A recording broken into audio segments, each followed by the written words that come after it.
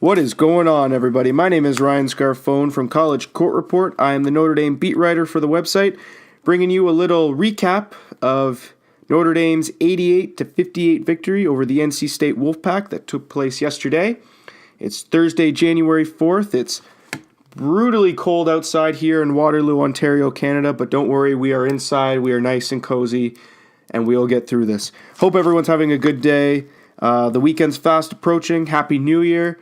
It's still within that time period where I can still say Happy New Year and people won't think of me as crazy.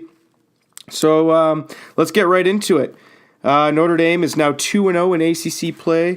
NC State fell to 0-2. And Mike Bray passed Digger Phelps for the program's all-time leader in wins with 394. Mike Bray is just an outstanding coach that I think that doesn't get a lot of credit. He was under Coaches K leadership. He was at Duke, and then he went to Delaware, was head coach there, and then coming to Notre Dame in 2000.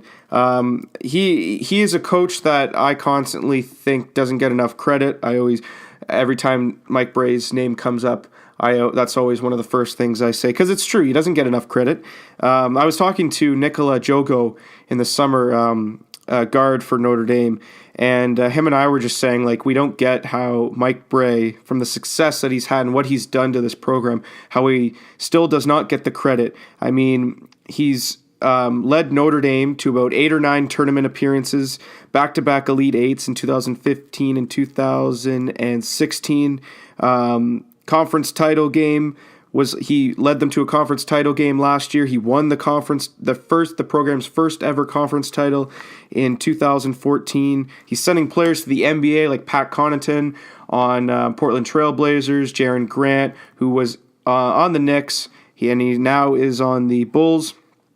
As well as he got a good recruiting class.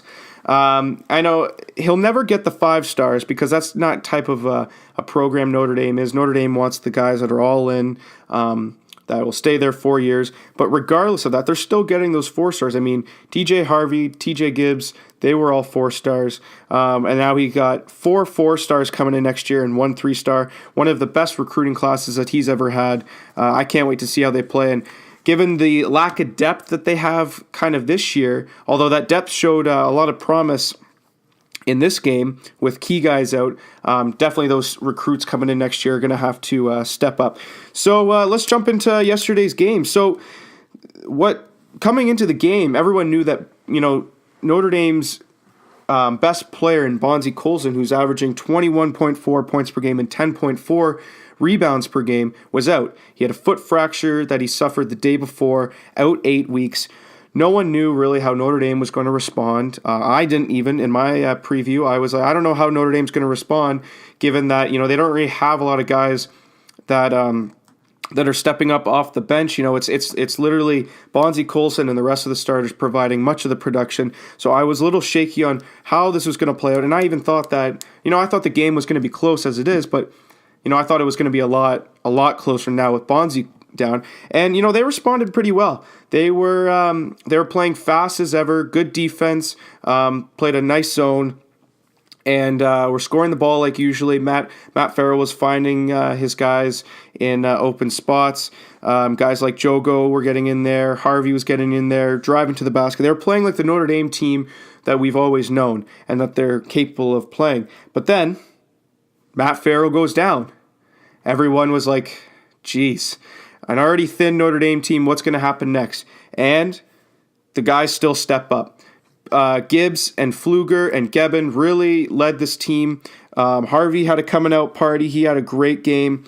So I think that, it's not, I don't want to just, draw conclusions just off one game, but in a time when, you lose Bonzi Colson to start with, and then you lose Matt Farrell in the game, you don't know really then how the rest of the team's going to respond. But guys like Gibbs, Rex Pfluger, and Martinez Gebbin, they sure led the way, and Notre Dame did not miss a beat.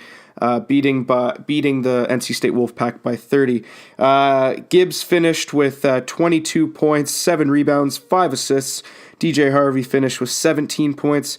Rex Pfluger finished with 16. Martinez Gebbin finished with 10 points, 13 rebounds. And Farrell, before he left the game, finished with 9 points and 4 assists. And good news for the Irish.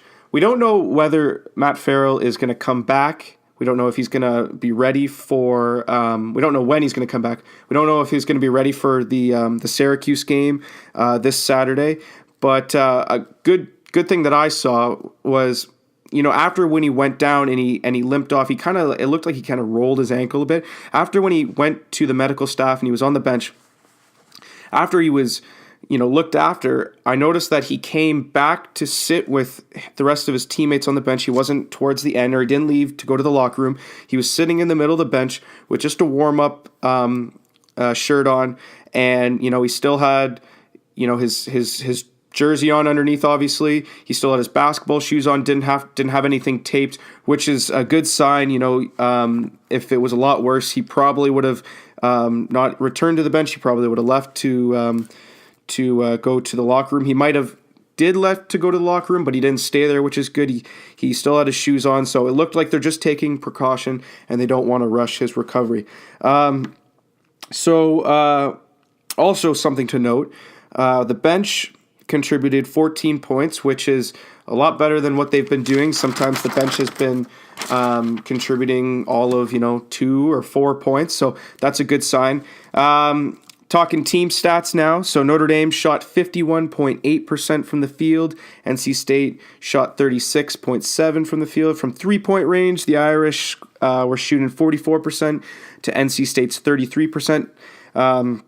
Notre Dame out-rebound the Wolfpack 41-30 and forced 15 turnovers on the Wolfpack to Notre Dame's 12. Notre Dame is now tied for first, I guess, in ACC play.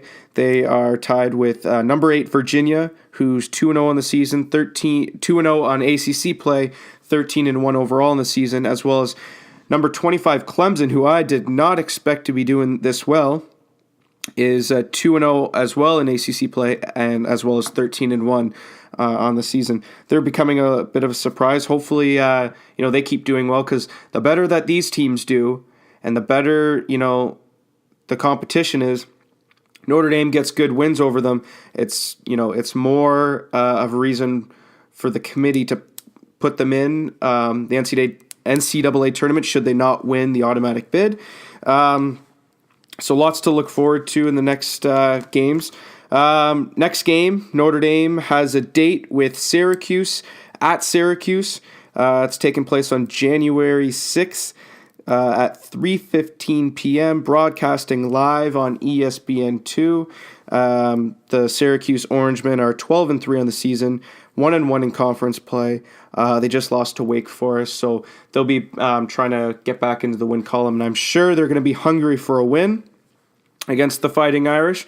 We'll give you a little update. I'll update you guys on Twitter as to when Matt Farrell. If Matt Farrell will be playing against Syracuse. I don't suspect he will, but I just want to get a final word. I'll update you guys on Twitter, as well as my preview for Saturday's game against the Orangemen will be coming out on Saturday morning, but I will be broadcasting it, or recording it on tomorrow, Friday, January 5th, and that'll, like I said, come out on Saturday morning. So that'll do it for me, everyone. Don't forget to like and subscribe to this YouTube channel. Tell all your friends. We want to get, the more the merrier. We want to get everyone talking about college basketball. We want to get everyone together.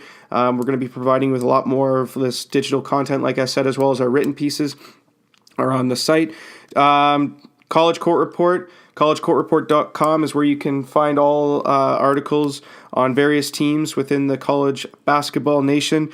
Like I said, the previews coming out, being recorded tomorrow, will be coming out on Saturday, as well as I know Tyler Bennett has written some articles specifically on Michigan State and some of his other teams that he's covering, so don't be afraid to look at those on collegecourtreport.com.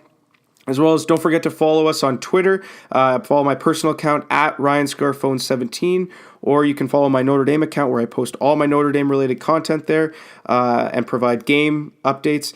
It's at ND Court Report, as well as you can follow us on the College Court Report Twitter account, which is at CC_report. You can get all the updates related to upcoming piece of content that are being published, as well as updates around college basketball. Anyways, that'll do it for me. Everyone, thank you so much for listening. Hope you all have a great day, and we'll see you soon. Cheers.